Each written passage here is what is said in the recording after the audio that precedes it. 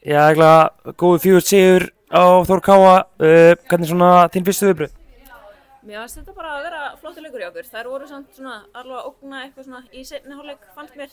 En heilt yfir þá fannst mér bara að spila frábærlega, sérstaklega í fyrri hálfleik. Vorum að færa boltan vel og búið til góð svæði, þannig ég er bara ánægð með frammistöðuna. Fyrri hálfleikurinn hefði geta verið meira en 2-0 yfir í fyrri hálfleikum. Hvað svona færa nýtingin svona það sem er að taka svona slemmt út úr þessu? Já, það má alveg segja það. Við fengum talsvert fleiri færi heldur en að mörkin segja til en það sem ég tek alltaf út úr þessu er bara að við erum að koma okkur í færi. Við erum að spila frábærlega, við erum að spila mútið hörkuliði sem er búin að vera í topp 5 seinustu ár.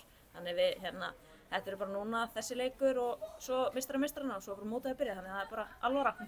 Þú segir ein generalpröfu viðbót, fóðu val hérna, ég veit ekki hvort hann sé á Kópavogsvelli eða Hlíðarenda, skiptir engu máli eða svona alvöru generalpröfu fyrir mót?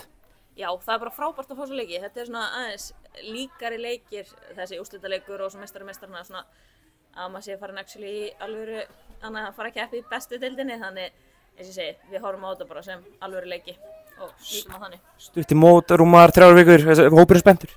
Já, mér finnst bara að vera tilhlökkun í hópnum. Við höfum bara sjaldan held ég verið með jafn öflugan hóp eins og við erum með núna. Við erum með bara góða leikmenn í öllum stöðum og líka á bekknum.